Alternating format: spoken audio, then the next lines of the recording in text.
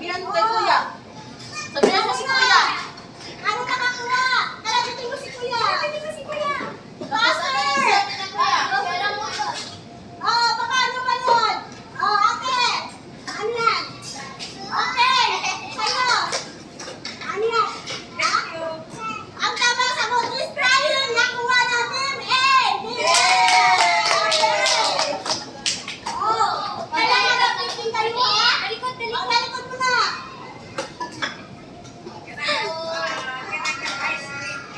Oh, tingin na. Thank you.